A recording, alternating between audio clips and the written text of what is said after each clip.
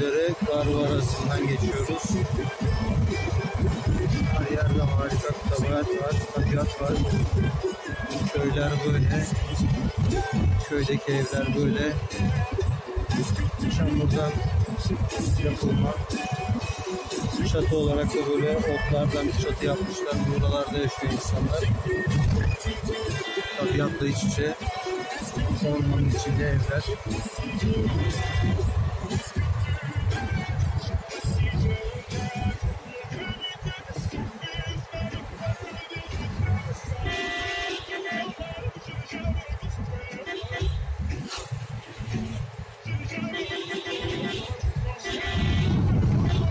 Oraya basa basa gidiyor şoförümüzle.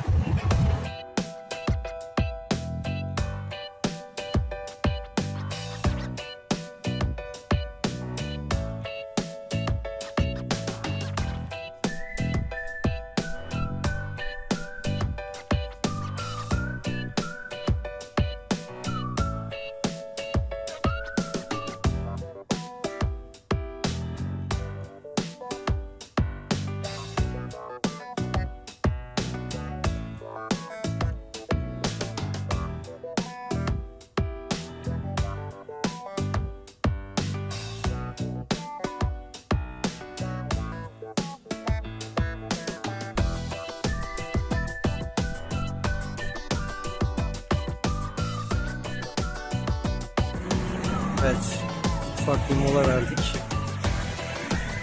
Böyle bir köy. Çatılar bu şekilde.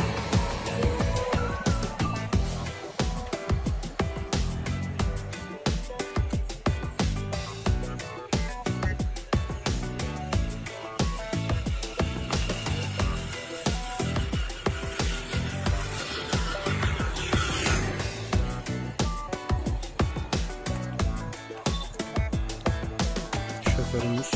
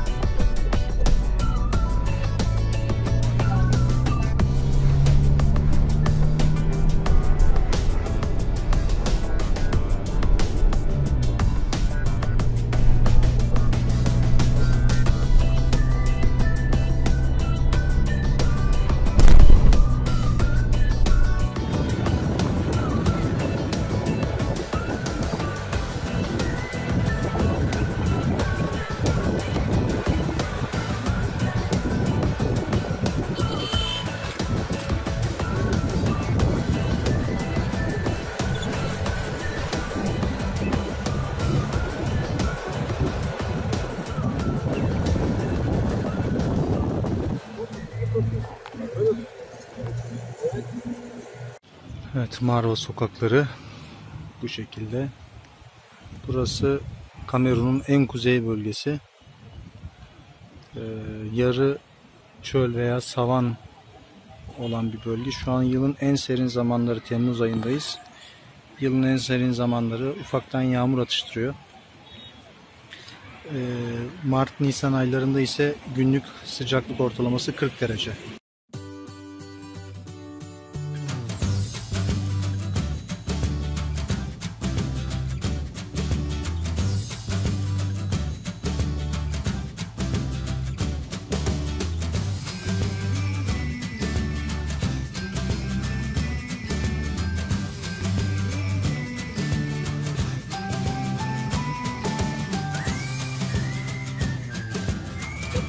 Evet, Marva'nın bir köy bölgesindeyiz, kırsal bölgesindeyiz. Harika bir yeşillik var bu bölgede. Sahra bölgesi olmasına rağmen yağmur mevsimi olduğu için böyle müthiş bir yeşillik, aynı bizim Karadeniz bölgesi gibi.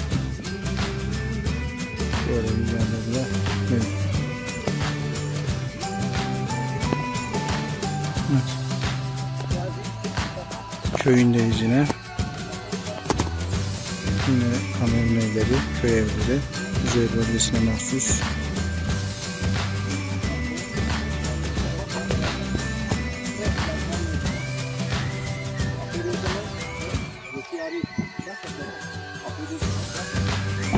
Ufaktan evler.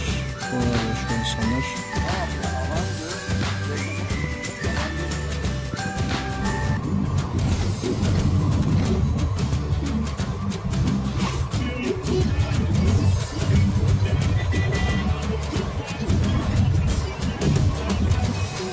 Çatı olarak da böyle otlardan çatı yapmışlar. Buralarda yaşıyor insanlar.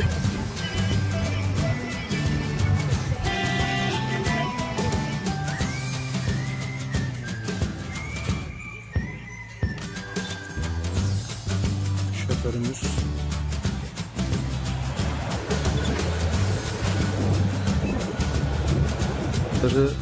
Çöl veya savan olan bir bölge. Şu an yılın en serin zamanlarıken, evet, Marva'nın bir köy bölgesindeyiz, kırsal bölgesindeyiz. Evleri kuzey bölgesine mahsus.